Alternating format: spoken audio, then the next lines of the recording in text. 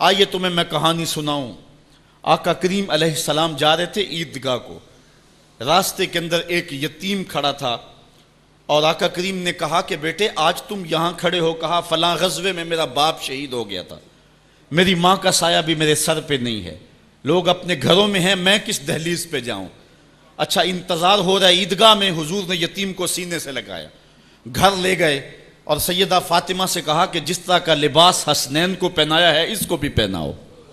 اللہ اکبر۔ اور اس کو کھانا کھلایا اور سب کچھ اس کی تکریم کرنے کے بعد حضور نے پھر جو ہے وہ اس کو عزت دینے کے لیے، اس کی تکریم دینے کے لیے حضور علیہ السلام نے اس کو فرمایا اما ترضى ان محمدن ابوکا، بیٹے کیا تو پسند نہیں کرتا کہ محمد تیرا باپ لگے؟ وہ عائشہ تا امو کا، اور عائشہ تیری ماں لگے، وہ فاطمہ بنت محمد اختوں کا، اور فاطمہ تیری باجی لگے۔ اس نے کہا یہ اعزاز مل جائے تو مجھے اور کیا چاہیے؟ تو کہا آج کے بعد یہ رشتے تیرے ہوئے۔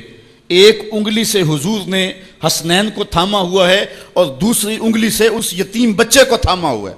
جب حضور عیدگاہ کی طرف بڑھ رہے ہیں تو اور بچے بھی اپنے ماں باپ کے ساتھ جا رہے ہیں، وہ بچہ زبان حال سے کہتا ہے تھا تو یتیم، آج یتیمی کا مزہ ہی نہیں آ گیا ہے کہ حضور کی انگلی تھام کے جا رہا ہوں۔ تو یتیم کی تکریم کا مسئلہ ہے، اس کو عزت نفس دینے کا مسئلہ ہے۔ یتیم کو لوگوں کے اندر کھڑا کر کے اس کو اعزاز دیتے ہو، وہ اعزاز نہیں ہے، وہ رسوائی ہے۔ مجھے ایک سال قبل ایک ایسی تقریب میں لوگ کھینچ کر کے لے گئے جہاں وہ آج کل اجتماعی شادیوں کا رواج ہے، تو میں بڑی معذرت کی، میرے لیے مشکل ہوگا کیونکہ مجھے اندازہ تھا اس تقریب کا، لیکن میں کبھی گیا نہیں تھا پہلے۔ تو میں جب اس تقریب میں پہنچا تو یقین جانے کہ 2 دن تک جو ہے وہ میں بے چین رہا ہوں۔ میں کہتا ہوں غریب سے غریب آدمی ہوتا ہے نا، اس کو معاشرے میں پروٹوکول اعزاز نہ بھی ملے تو شادی والے دن تو مہمان خصوصی وہی ہوتا ہے نا، اس دن تو سارے اس کے چہرے کو ہی دیکھتے ہیں۔ لیکن ان دولوں کو بھی جو ہے وہ لائن پہ بٹھایا ہوا تھا اور اوپر مہمان خصوصی کوئی اور بیٹھے تھے۔ میں نے کہا یہ بیچارے مسکین آج بھی مہمان خصوصی نہیں ہیں، آج ان کی زندگی کا اہم دن ہے اور آج بھی اتنے لوگوں کے سامنے اشتہار لگایا جا رہا ہے یہ غریب لوگ ہیں، اور دلہنوں کا بھی اشتہار لگایا جا رہا ہے یہ غریب بچیاں ہیں۔ اور پھر کیا ان کے چہرے پہ کوئی مسرت کے آثار تھے اور نہ ان بیٹیوں کے چہرے پہ کوئی مسرت کے آثار تھے؟ تو لوگ خوشی بانٹنے چلے ہیں لیکن غموں میں اضافہ کرتے چلے گئے۔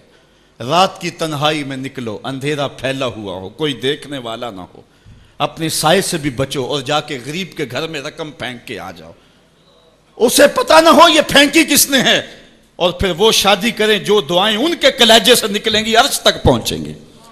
تو بات دولت کی نہیں ہے، بات پیسے دینے کی نہیں ہے، بات تکریم کی ہے۔ کلا، دیکھو قرآن کا اسلوب، کلا بل لا تکرمون الیتیم، معاملہ یہ ہے کہ یتیم کی عزت تکریم۔ میرے اور آپ کے آقا مولا نے تو یہاں تک فرمایا جب بچے اکٹھے کھیل رہے ہوں، تمہارا بچہ بھی ان بچوں میں کھیل رہا ہو تو بچے کو بیٹا کہہ کے آواز نہ دو، اس کا نام لے کے پکارو۔ عرض کی گئی حضور بیٹا ہے، بیٹا کہہ کے پکاریں گے تو حرج بھی کیا ہے؟ کہا تم نہیں جانتے، ہو سکتا ہے کہ وہاں کوئی یتیم بچہ بھی کھیل رہا ہو، اور جب یہ تم کہو گے تو تڑپ جائے گا، آج میرا باپ ہوتا تو مجھے بیٹا کہہ کے پکارتا، لیکن آج میں محروم ہوں۔ تو کہا مسئلہ یہ ہے کلا بل لا تکرمون الیتیم ولا تحاضون علی طعام المسکین۔ دیکھیے قرآن کا اسلوب، کہا ایک تو یتیم کی تکریم نہیں ہے، یہ ساری افطار اس لیے آئی، اور دوسری بات یہ ہے کہ وہ آپس میں ایک دوسرے کو مسکین کے کھانے کی رغبت نہیں دیتے۔